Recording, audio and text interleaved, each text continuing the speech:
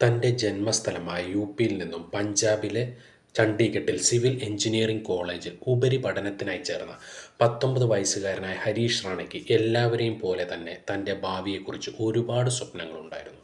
College ദിനങ്ങൾ ആസ്വദിച്ച് ജീവിച്ചിരുന്ന ഹരീഷ് റാണയുടെ ജീവിതത്തിലേക്ക് പെട്ടെന്നാണ് ആ ദുരന്തം വന്നെത്തിയത്. 2013 ഓഗസ്റ്റ് 20 കോളേജ് ഹോസ്റ്റലിൻ്റെ 4-ാം നിലയിൽ നിന്ന് യാദൃശ്ചികമായി തെന്നി വീണ ഹരീഷ് റാണ പിന്നീട് ജീവിതത്തിലേക്ക് ഉയർത്തെഴുന്നേറ്റതേയില്ല. വീഴ്ചയിൽ ശരീരത്തിനും തലയ്ക്കും ഗുരുതരമായി പരിക്കുപറ്റിയ റാണയുടെ ചലനശേഷി 100% നഷ്ടപ്പെട്ടതായി ഡോക്ടർമാർ അറിയിച്ചു. തുടർന്ന് 13 വർഷത്തോളമായി കോമാ സ്റ്റേജിൽ വൃദ്ധ മാതാപിതാക്കളുടെയും സഹോദരിയുടെയും സംരക്ഷണത്തിൽ കടുത്ത സാമ്പത്തിക പരാധീനതകൾക്കിടയിലും ജീവിച്ചു പോരുന്നു. ഇതിനിടയിൽ 2018 രാജ്യത്ത് ദയാവധം നിയമവിധേയമാക്കി.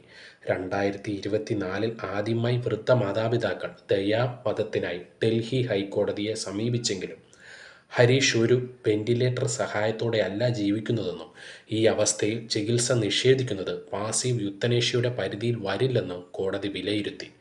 കേസ് സുപ്രീം കോടതിയിലെത്തിയെങ്കിലും വിധി ഒരു മാറ്റവും ഉണ്ടായില്ല. എന്നാൽ 2025 ഹരീഷിൻ്റെ അവസ്ഥ വീണ്ടും ഗുരുതരമായി.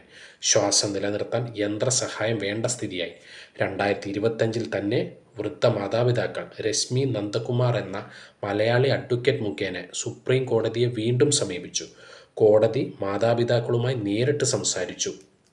ഹരീഷിൻ്റെ അവസ്ഥ മനസ്സിലാക്കാൻ ഒരു മെഡിക്കൽ ബോർഡ് രൂപീകരിച്ചു. മെഡിക്കൽ ബോർഡ് അവതരിപ്പിച്ച മെഡിക്കൽ റിപ്പോർട്ടിൽ അവസ്ഥ അതീവ ദയനീയമാണെന്നും സുഖപ്പെടാൻ യാതൊരു സാധ്യതയുമില്ലെന്ന കണ്ടെത്തൽ കോടതിയെ പുനർചിന്തിപ്പിച്ചു. ട്യൂബിലൂടെ നൽകുന്ന ഭക്ഷണവും മരുന്നും ഒരു ചികിത്സയുടെ ഭാഗമാണെന്നും അത് പിൻവലിക്കുകയും ചെയ്യാമെന്ന ചരിത്രപരമായ നിലപാടിലെത്തുകയായിരുന്നു ജസ്റ്റിസ് JB പാണ്ഡുവാല, KB വിശ്വനാഥൻ എന്നിവർ. രോഗി സുഖപ്പെടില്ലെന്ന് ഉറപ്പായാൽ ഇത് പിൻവലിക്കുന്നത് അന്തസ്സോടെയുള്ള മരണത്തിൻ്റെ ഭാഗമാണെന്ന് കോടതി നിരീക്ഷിക്കുന്നു. ഒരു വ്യക്തി എല്ലാ കാലവും ശവതുല്യനായി ജീവിക്കുന്നത് ശരിയല്ല.